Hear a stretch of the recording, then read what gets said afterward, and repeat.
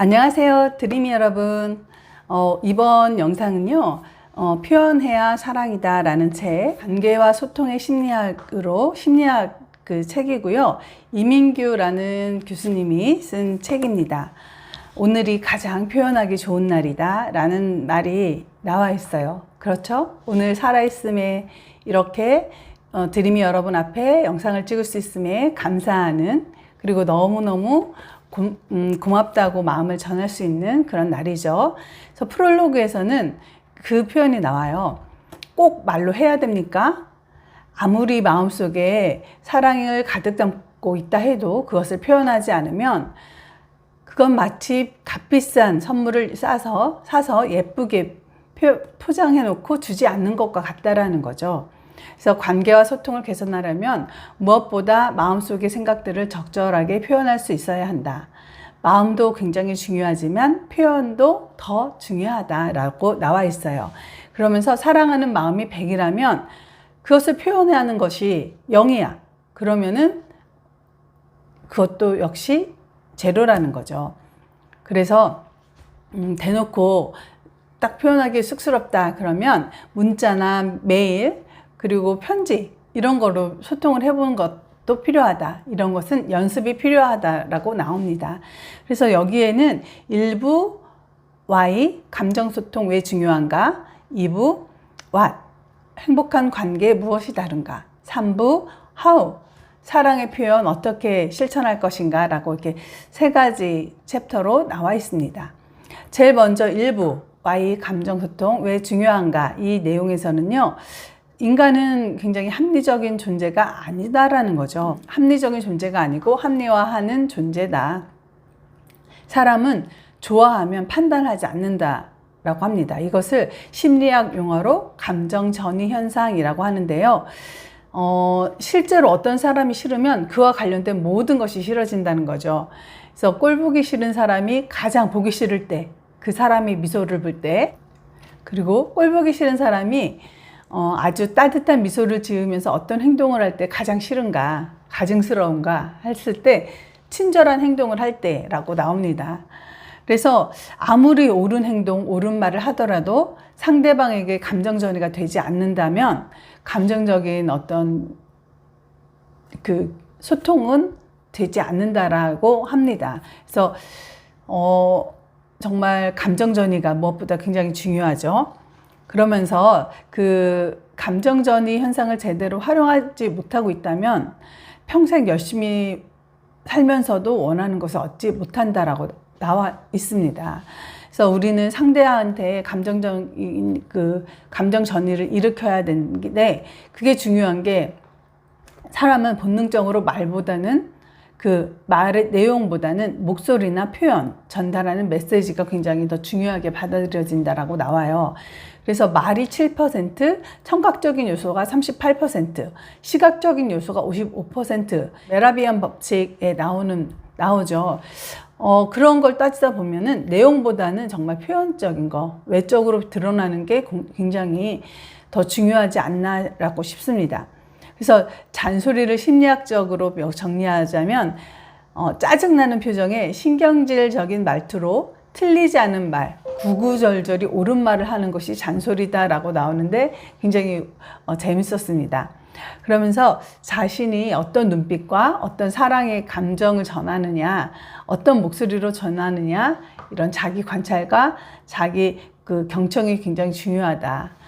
그러면서 다른 사람의 감정에 공감할 수 있는 거울 신경세포라는 게 있대요. 그래서 내가 우울하면 내 주변 사람이 우울하다는 거죠.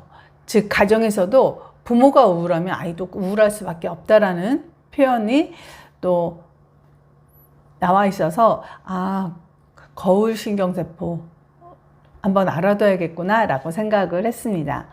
그래서 대인관계를 굉장히 잘하는 게 감정전이를 잘하는 것과 굉장히 중요하다. 그것이 굉장히 중요하다. 그래서 정말 사람이 자기를 좋아하는 사람은 좋아하고 싫어하는 사람은 싫어하게 된다라는 그런 심리학적인 용어로 상호성의 원리가 또 작용이 됩니다. 그래서 상호적이라는 거죠. 그래서 사랑이란 의도적으로 선택하고 연습해야 하는 기술이며 동시에 예술이다. 그래서 상호 관계에 감정 전이와 상호성의 원리가 굉장히 중요하다라는 말도 굉장히 와닿습니다.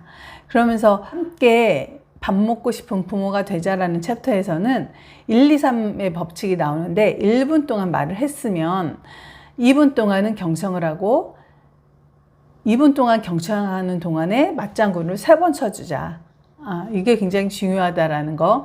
그래서 그 상호성의 원리가 굉장히 또 중요한 게 부모가 자녀가 했던 그대로 나중에 자녀한테 받는다라는 거죠. 그렇기 때문에 우리 지금 자녀들 그리고 주변에 있는 사람들한테 굉장히 잘해야 됩니다. 특히 내가 좋아하는 사람에게라면요. 내가 상대를 좋아해야만 그들도 이제 저를 좋아하는 거잖아요. 그게 상호성의 원리잖아요. 그래서 인물 사진을 잘 찍으려면 어떤 기술이 필요한가가 이 책에 나오는데요. 내가 찍는 상대방을 굉장히 사랑해야지만 좋은 사진이 나온다라는 거죠. 상대의 피사체를 굉장히 사랑해야만 예쁜 사진, 멋진 사진이 나온다라는 것 잊지 마세요. 그리고 누군가 사진을 찍었을 때 잘 나오지 않는다? 한번 물음표를 가져보시기 바랍니다. 그리고 2부에서는 행복한 관계에 무엇이 다른가? what이에요. 그래서 문제가 항상 일어났을 때 그것을 성공한 사람들은 내부에서 찾는다는 거죠. 그리고 as if 테크닉이라고 해가지고 마치 뭐뭐인 것처럼의 기법이에요. 그래서 마치 내가 굉장히 훌륭한 사람이 된 것처럼 생각하고 행동하라 라는 거죠. 단내리기 기법, 이중속박 기법에 대한 것도 나와요. 단내리기 기법은 뭐냐면 어떤 아이디어를 생각해낼 때 숫자, 내가 5가지 아이디어를 낼 거야 라고 딱 닷을 내린 다음에 그 아이디어를 작성하다 보면 좋은 아이디어가 더 나온다는 것. 그리고 이중속박 기법은 A 아니면 B라는 2가지 중에 하나를 선택하게 하는 물음이 굉장히 이제 중요하다라는 표현이 나와요. 그리고 사람의 행동은 사실보다 허구, 즉 믿음에 의해 더 영향을 받기 때문에 마치 뭐뭐인 것처럼 as if 테크닉을 잘 활용해야 된다. 그러면서 때로는 내 자식이 말썽 부리고 말을 안 들어. 그렇지만 내가 정말 훌륭한 아이인 것처럼 대하고 행동하면 그 아이의 행동이 변할 수 있다는 것도 나옵니다. 그래서 자식은 어른이 되어 사회로 나갈 때까지 우리 곁에 잠시 머무는 손님이다 라고 생각하라는 태도, 그리고 더 나아가 가족도 객관적으로 손님이다 라고 생각하면 훨씬 더 태도가 긍정적으로 변하지 않을까라는 이야기도 나오는데 굉장히 공감합니다.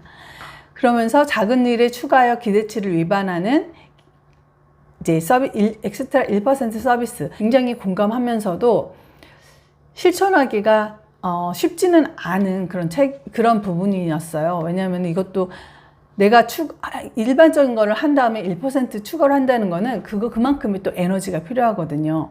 그래서 이 기대치 위반 이론은 상대방을 놀라게 하는 거죠. 그냥 그 정도로 할 것 같았는데 플러스 1%를 더해서 깜짝 놀라게 하는 거.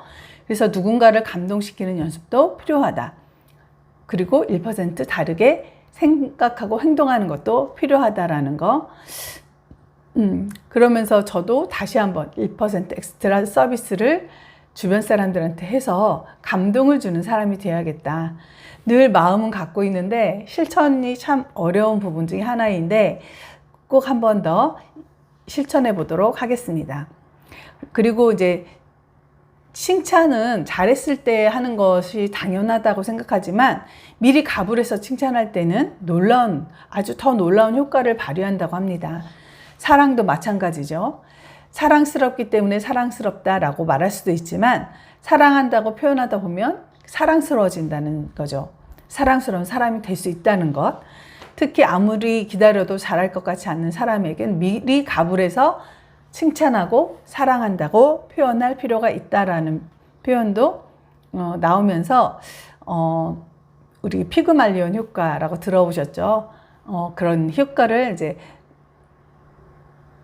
기대해 보는 게 칭찬하면서 중요하다. 그러면서 잘못할 때도 때로는 눈 감아서 모른 척하고 넘어가는 것도 필요하다라는 이야기가 나오면서 2부가 끝납니다.